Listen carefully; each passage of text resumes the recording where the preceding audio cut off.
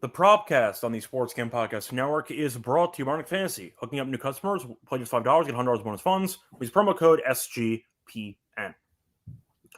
And welcome, everyone, to a bonus episode of the Propcast here on the Sports Game Podcast Network. Currently Monday afternoon, October 13th, around 12:30 p.m. Eastern.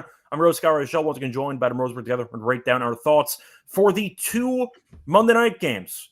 Yeah, they started adding more doubleheaders for Monday night. Thought, why not? Going to add another game to talk about, so might as well add some props that can help you make some money on the games. Adam, how's it going with you? What's up? Cosmic Cowboy here. Look at that. Yeah. Like I never see him in the chat, but this is great. No, it's good. It's also for all of you who've watched The Sopranos or just generally love Italian Americans. Happy Columbus Day. Yes. It is pretty interesting though, because the Bills did tweet Happy Indigenous Peoples Day. So not everyone is celebrating Columbus Day, but it's only really New Jersey and Massachusetts that do that. That's the Sopranos episode from like 20 years ago. Yeah. So that's what you watched. So Either way, point is Columbus Day to some, Indigenous Peoples Day for others, but either way, most people are off work. But here we are. So either way, we're going to break down two games on the card. Should be fun. Looking forward to it. Briefly talking about what happened on Sunday. My props went 1-2. I'm still annoyed at McVay. We had actually a conversation about this via text message. I had Cardi over 1.5 field goals. That was a risky move out of the gate. Just knowing that, it was. But he missed a 26-yarder off the upright, which is not a good start. And then they were up 14 halfway through the fourth quarter, and McVay turned down a 23-yard field goal on 4th and 3, which I agreed with. I disagreed with. Besides the prop stuff, I just thought going up 3 possessions made more sense. But it didn't matter anyway. They were going to win the game because they had Snoop Huntley in the game at the last minute for Baltimore. So it didn't really matter. But I'm a bit annoyed I went 1-2. Noah Gray had one long catch, so it is what it is. But yeah, 1-2, not the best episode for me. But Cardi, a 26-yarder, really, in 2025? That's not fun. But either way, they're clearly trying to build his confidence. I know, but it was pretty annoying missing a 26-yarder there like that. But how did your props end up doing? Well, I took your Void King stuff, yeah, and I was the Void King because Coker didn't even make it to the weekend. He voided out then. You and I had a really good for those who follow. I mean, those follow us. They know we have a bunch of plays and stuff, which we've been running super hot. And did not have the best because we went a little bit crazy on touchdowns. We shouldn't have. In general, just not going to do that. Higgins got tackled the inch line. I know, but like the guys that you and I liked at 10 p.m. on Saturday night, we just didn't bet. Yeah. And then both of them had 2 touchdowns, I'm pretty sure. So anyway, point is 1-1-1. Baker didn't get the game script wasn't there for Baker because the Niners just like really weren't competitive in that game. Like they were close, but their offense didn't move at a pace that every time they ended up scoring, they either took a ton off the clock or gave up a touchdown afterwards. So, what was the other one that I had? It was like we actually almost got there on the underdog. Just Horton just no-showed for the entire game. Correct. And let's see. I don't know where my plays that I had. If anyone remembers what else I have, I was 1-1. What would I have? I had Coker. Oh, Chase Brown didn't get there. They didn't throw the damn ball. They gave Ryan a bunch of run in that game, though. Ryan got a ton of run. Very weird game. But either way, I do want to ask you though, just any takeaways from Sunday? Anything you want to mention? Not even necessarily prop related. I can't wait to bet I think Detroit's going to fuck up Tampa Bay next Monday. Yeah. So that's a look ahead game. I know you texted me a couple of look ahead lines. I'll ask you for the sake of, I'd say, recency bias because of the fact they played last night. I know we really never wavered, but just for the general public, Chiefs to win the Super Bowl? ? Yeah. 9-1. Yeah. I said this to Kramer when Kramer was asking me, who do you think makes it out of I said there's 2 teams that I think are interesting that make it out of the AFC, and one of them was very. By the way, Matt Brown. A reminder, by the way, Rashee Rice is coming back next week. I said now is absolutely the time to bet the Chiefs, and 2, Colts coming out of the AFC is not crazy in my head. It's not crazy, but I do think that the Chiefs are going to look very sharp. I do too, but I'm just saying if you want something cute. there's less that I could pick apart from them than other teams. Yeah, I ended up having the Chiefs in a parlay, which lost. I found some rogue tennis line, which I told you about, which ended up losing anyway. But I had that with the Chiefs Super Bowl at like 50 to win $6,000. So that went up in flames immediately. But the Chiefs, I think they looked really good last night. And I'm I thought they looked great, man. I still like Detroit, but they look great. Spags usually gets the defense under control in general, but does Mahomes look faster to you? I think he's just more willing to run because he's sort of like, F it, I'll do it myself. I'm just saying though, like watching him run, they ran the damn like fake QB sneak speed option in the red zone area for a touchdown. He's got 4 TDs. He looks fast, Mahomes. Like he looks like he's gained some speed. So I don't know if that was injuries in previous years, but he's moving very well. It was super weird to me that Tyquan Thornton, who'd been his favorite target just didn't get involved at all. Didn't get involved at all. No, Hollywood Brown had 2 touchdowns, and they kind of spread the wealth yesterday. That second one was weird. I don't think he was the primary read. No. But because they were clearly just trying to like run out the clock. Yeah. But defense looked good. The defense has given Goff problems the entire night. So we know Goff's a statue, so if you get after him, he's dead. I know. So what is worth noting is 2 things. One, Mahomes MVP got shorter for obvious reasons. It's now 4-1, 3-1. I forgot, what did we get? 7? We got set plus 750. Yeah, it's 750. Goff stayed the same, which I still think you need it for a portfolio in this situation because of where they'll be. I will continue to say this. This is probably going to end up being in like a Cal Rally type of thing, but unless the Bucks are a 1 or 2 seed, which I don't think they will be, I don't think that Baker's winning MVP. I think the Bucks have done a great job so far this season staying afloat with the injuries they've had. At the same point, though, this team is built to get curb stomped on national television. And once that happens, I can see the odds slipping. I mean, you mentioned you think that Detroit's going to kill this team. I think absolutely Detroit's in general, watching Tampa, do I like their defense? Not really. They like the offense. Baker, I think, carries the entire team. Yeah. If they're against a very good team that could actually game plan some stuff, Tampa can get blown out on national TV by 20. If that happens... Look, I like Tampa. I like Tampa. It's more just for me, it's just... I think people, you know what I think is, it's funny. I think the OPOY I have for Baker Mayfield feels more alive than MVP because of just how I know how MVP stuff works. But I don't think he's going to win MVP, but Mayfield, of course, has been great. If the award was given out right now, we've also played 6 weeks, guys. Yeah, if the award was given out right now, I think he might win it. But we still have like. But they also that's because they have 2/3 of their season. Yes, we have 12 weeks left, so I think Tampa will still finish around 11-6, 10-7. Yeah, but here's the thing: it's basically the MVP coming from the 4 seed. No, I agree. I'm saying I still think they will end up. That's what it is. If someone says to me, yes, it is, then I agree. I love Baker. I don't think he's going to win an MVP, but there will be a game, maybe not like the Brock Purdy game against Baltimore a couple years ago. Oh, yeah, that's a good comp. I think that's a great comp. I think they get smacked at some point, and that's going to cause the odds to plummet. That's kind of where I look at it. Because I think Tampa, every game they win besides the Niners game, which was kind of in the balance for most of it, I do think most of their games are shootouts. And I don't know how sustainable it is to actually win that many games if you can't stop anybody. So yeah, you can't. That's kind of my thoughts there. But I like Mahomes. I know we already got a better number on Mahomes, so we'll go from there. Anyway, anything else? Weird question. With the increase of going for it on 4th past couple of years, both NCAA, do you think totals have been increased in the books to adjust? I want to answer. I think it's more just NCAA. It's just because the kids just play. And like the coaches are just doing that. I think rather than going for it on 4th, I think what you mean is it's that in the NBA, what's happened in the NFL is that like the same thing that happened in the NBA where just everybody has come up and they just want to shoot threes. Nobody wants to play defense in the NFL, like period. We'll talk about this with the games tonight, but one of these teams has a good defense of the 4 teams playing tonight when you actually get really in the numbers. Like Buffalo's defense is actually quite terrible. See, you're mentioning effort. I'll mention it's more rule-based for me because everything's benefiting the offense with the amount of penalties they call. So. Yeah, and also the ball, the rules about kickoff. The kickoffs are big too because every team's getting extra advantage based on yards. So. Exactly. So, yeah. Yeah. So, all right. Should we jump in? Yeah, we can jump in. Before we get into the actual props that we have for the game tonight, a reminder that the NHL is back. So the Hockey Gambling Podcast. Join Ryan and Joel as they break down the biggest game storylines, awards, and best bets throughout the season. Let it slide. So moving on into the actual props that we have for the two games. Same format as always. We are still doing three props each. So we're going to be doing 6 props total. Adam, I'll let you go first. What's going to be your first prop for the two games tonight? All right. So,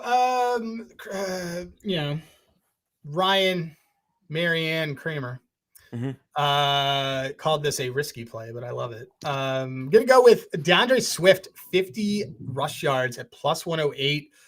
Guy shows up on primetime, first of all, 79, 53, and 53 in his last primetime games.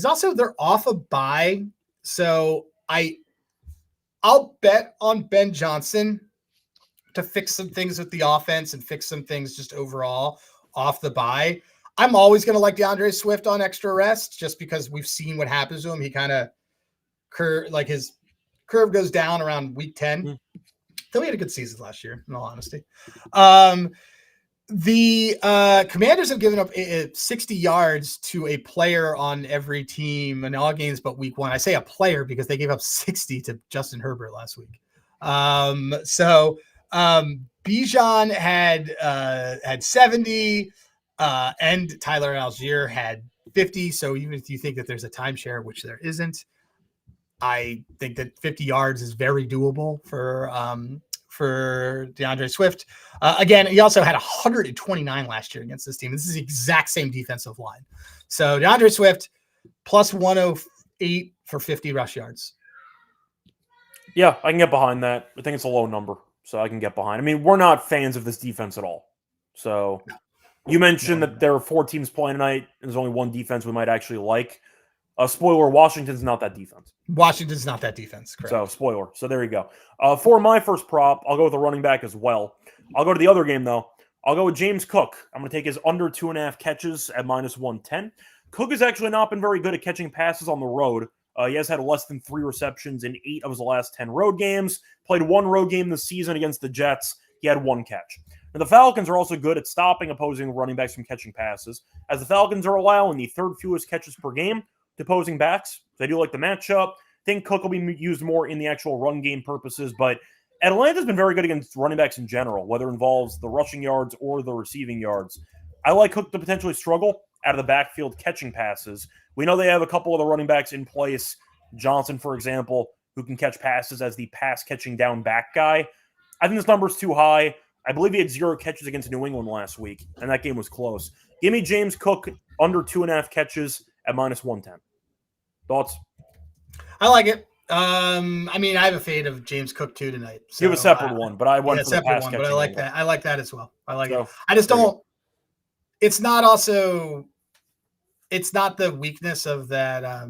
It's not a good idea against the Falcons. They've been very good against running backs in this area. So I also think it's worth mentioning for these last-minute hurry-up drives, they use Johnson a lot. They don't use Cook for these random last-minute drives to end halves. I've noticed that a lot. Yeah, it's all tie. So based on that, that can limit a decent amount of potential targets for checkdowns if he's not going to be in the game, if they're going to be in throwing downs. So based on that, I think the receptions under is worth a look at minus 110. All right, moving on to your second prop that you have for the games tonight. What do you like? You can just segue that into your own Cook fade if you want. Yeah. Zanza for the Bucks. Let me see. Okay.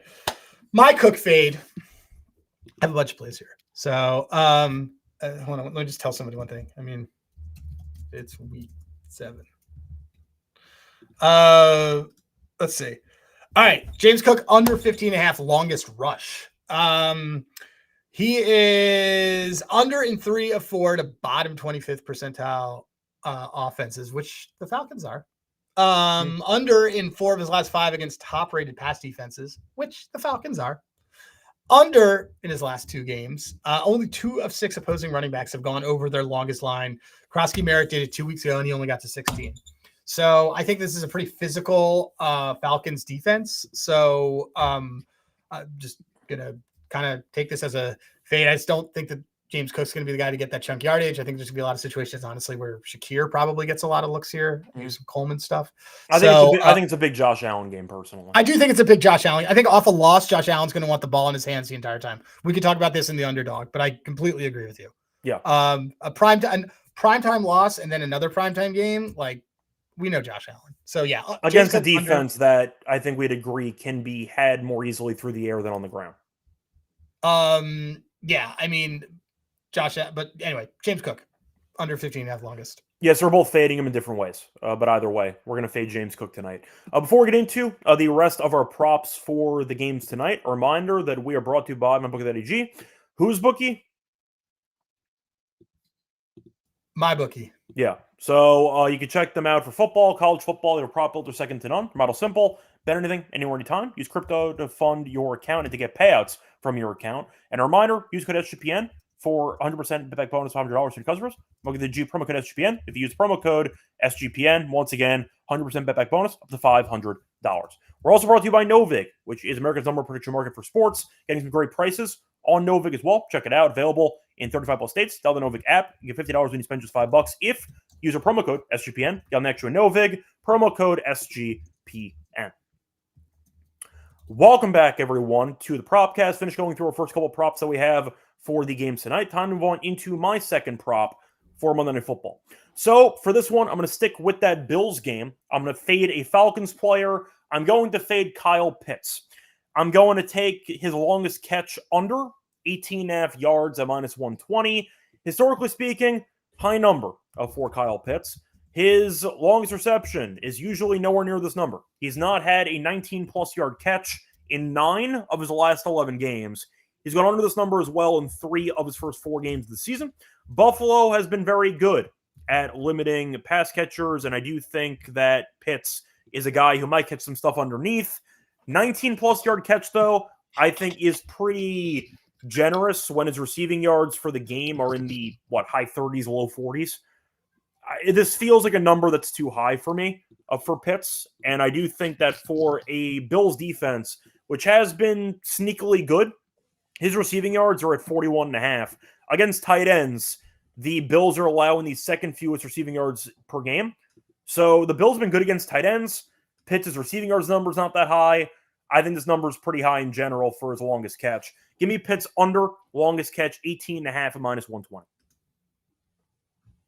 So into it. Sorry, I was explaining to Sean Hardy. I was telling him how great your take was. I said that's why I got distracted.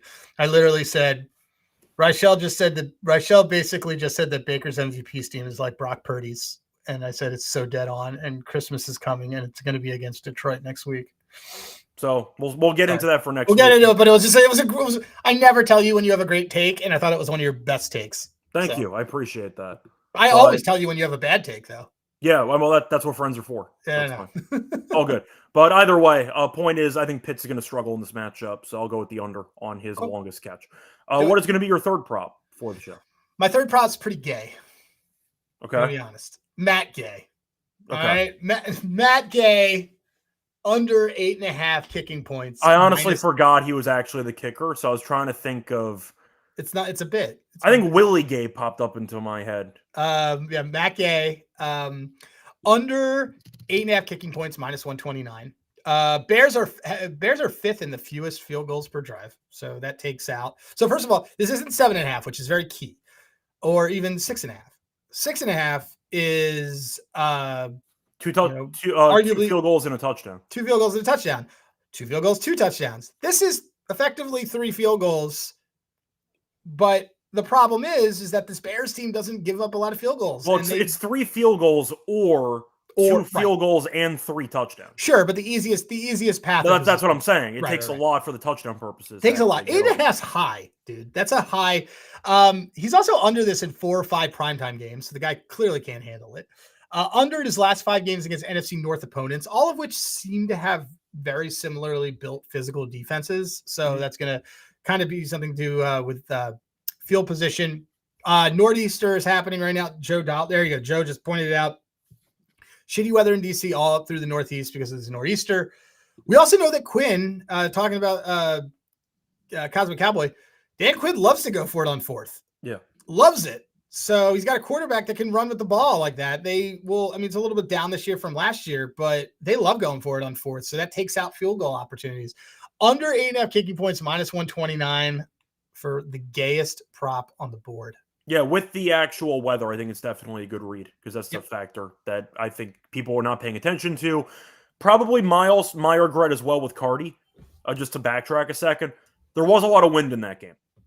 I could have done a better job of probably tracking that. I mean, once again, he should have went over anyway, but I mean, he should have gone. He didn't go. It had nothing. I don't think it didn't have anything to do. No, it didn't. But it just reminded me for this time of the year, you should be tracking the wind in the first place. Yes, because that got announced and it was 3-3 at the half, and I'm like, I probably should have factored in the weather a bit more than I actually did. Yeah. So keep that in mind. Check out weather, but it is bad weather on the East Coast, so keep that in mind. Anyway, for my last prop, I'm going to go to the same game between the Commanders and the Bears. I'm going to go Bobby Wagner. Very degen prop. I'm going. I almost took this. I like this. I'm going to go cross sport. Give me Bobby Wagner over 3.5 assists. Right, that's how it works. At minus 130 as my play. So Wagner has had at least 5 assists in every game this season, and the Bears allow a ton of assists to opposing middle linebackers. Bears are allowing 1.8 assists per game to opposing middle linebackers, which is the 4th most in the league. Wagner is everywhere on that defense. He helps out all the time. Once again, this is assist only. If you have tackles and assists, I don't hate it combined, but I don't really need the solo tackles. There's been a bunch of shared love for the tackling with this defense. Wagner's always involved. We know he's always been a very high motor, high pursuit guy, and he's gone over this number in every single game this season. 5+ in every game this season. Bears, we know, are not the best offense, but in general, I think Wagner will be heavily involved with this defense because he has to be. When this defense stinks, Wagner's the only guy that can tackle on this defense. So give me Wagner over 3.5 assists as my play here at minus 130. So there you go. You want to share any Bobby Wagner love here? I thought about this prop too. And then Seattle got rid of him, and he's been bouncing around, just tackling people left and right. I love Bobby Wagner. He doesn't stop. And also, look, dude, I just talked about how I like a lot of work from Swift. Yeah. So someone's got to get in there. Yeah. Wagner just being involved as, I think we'd agree, future Hall of Famer. Probably. Oh, absolutely. Yeah. So I'll back the elite middle linebacker against a team that does allow a bunch of tackles to middle linebackers. So I'll give me the assist for that. Anyway, it's going to wrap it up for actual 6 plays. Moving on to miscellaneous stuff. You have any bonus bets you want to share? Kramer was just talking about. I will give a plug for Kramer's DJ Moore play. Okay. It's 40 yards. It's super low. How much are we factoring passing stuff with weather? Do we want like carries? Oh yeah, I mean you do. But the thing is about him is that he could do stuff long. He could do stuff on the end, or he could yak it. Once again, I'm kind of just speculating why the number's so low. Do we want to pivot more to? Oh, because he's had 3 terrible. Because Rome has kind of emerged. I'm saying that too, but I'm wondering like, do we want to pivot more towards it to segue from more like Daniel's carries, Caleb carries, anything with the ground games for these teams? I like Jaden Daniels rushing because of the lower number. I think the Krosky numbers are like. I'm saying the lower number mixed in with the weather too. I think it's a great combo for. Yeah. No, I do like it. My wife's asking me about paying daycare. So Sean just texted me, should have killed me when you had the chance. Patrick Mahomes, weeks 1 through 6 this season. Yeah. Sounds about right. Because now he's getting Rasheed Rice back. It's true. Miscellaneous. A couple other things that I added. I like Cole Bishop under 5.5. I don't get this line under 5.5 tackles and assists. I've been really good on the defensive props on these things. Another reason I like that is also because while he does end up in the box quite a bit, and I guess they're saying that this might be a bad matchup because like Bijan can do that, but it's going to just run up the gut. But I don't know if Bijan's going to necessarily run up the gut as much as he can just take advantage of pretty slow corners. Penix is also just not bombing it over there. What was the number you said? 5.5. It's low, but he hasn't hit it yet this season. It's at 157 now, so I think it moved. Oh, it is? Oh, yeah. I killed that then. All right, sorry. No, it's fine. Under? On the under? The under is 157. Oh, dude. All right, well, so. Yeah, that was awesome. Good. Wait, go me. Mm-hmm. Other things I like, Jaden Daniels under's longest. Okay. Bears had the 8th best ADOT to opposing QBs. And a lot of underneath stuff. Yeah, 3 of 4 QB. Oh, well, he doesn't have Terry, so that sets up very well though for like McCaffrey.